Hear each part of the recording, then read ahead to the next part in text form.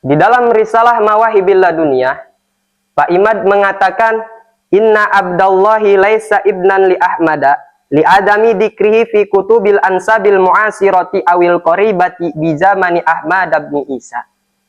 Pak Imad mengatakan Imam Abdullah atau yang bisa disebut Imam Ubaidillah itu bukan putra dari Imam Ahmad.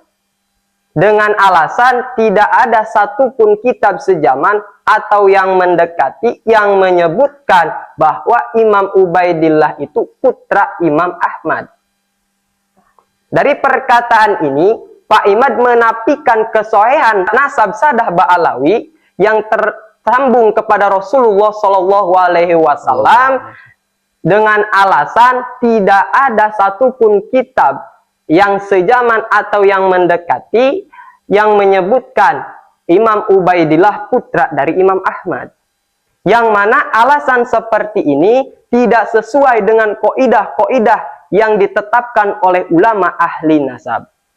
Dan tidak ada satupun ulama ahli nasab yang mensyaratkan adanya kitab sejaman atau yang mendekati di dalam menetapkan dan menafikan satu nasab.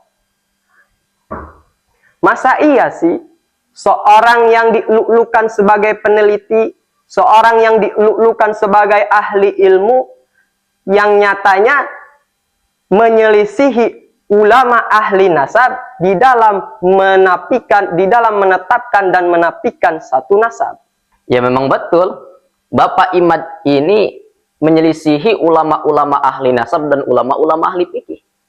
Karena ulama-ulama ahli nasab dan ulama-ulama ahli fikih ketika menetapkan satu nasab diantaranya menggunakan metode syuhrah wal istifadah, yang mana ulama ahli nasab dan ulama ahli fikih menggunakan metode syuhrah wal istifadah itu berdasarkan hadis Nabi yang bersumber dari Imam Abdullah bin Abbas radhiyallahu anhuma, inna wabda Abdul Qais lama atau Nabiya sallallahu alaihi wasallam qala manil qaum qalu Rabi'ah qala marhaban bil qaum.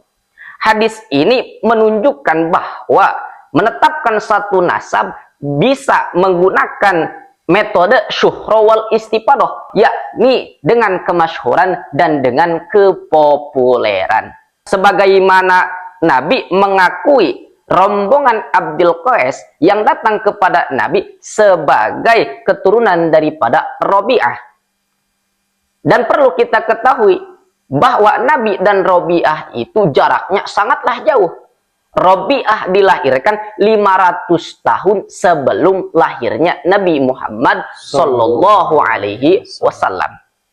Dan pada saat itu tidak ada kitab sejaman yang menjelaskan bahwa rombongan Abdul Qais itu adalah keturunan daripada Rabi'ah. Nah, berdasarkan hadis ini, para ulama ahli nasab dan ulama-ulama ahli fikih menjadikan sebuah dalil bahwasanya bisa menetapkan satu nasab dengan metode syuhrah wal istifadah, yakni dengan kemasyhuran dan dengan kepopuleran. Dan juga di dalam kitab Asnal Matalib, Syarah Uraudut Talib, lakinin nasabu ilal ajdadil mutawafina wal qabailil qadimati la tatahaqqaqu fihi ru'yatu pada atilah ajatu ila timadil istifadah. Menetapkan satu nasab kepada kakek buyut yang sudah wafat dan kabilah-kabilah yang terdahulu itu tidak bisa dinyatakan dengan melihat, melainkan dengan berpatokan kepada kemasyhuran dan kepopuleran. Dari penjelasan ini bisa kita pahami bahwa adanya kitab sejaman ini bukanlah menjadi syarat untuk menetapkan satu nasab ataupun menafikan satu nasab. Sejauh ini, apakah masih bisa dipercaya bahwa Pak Imad ini sebagai ahli nasab?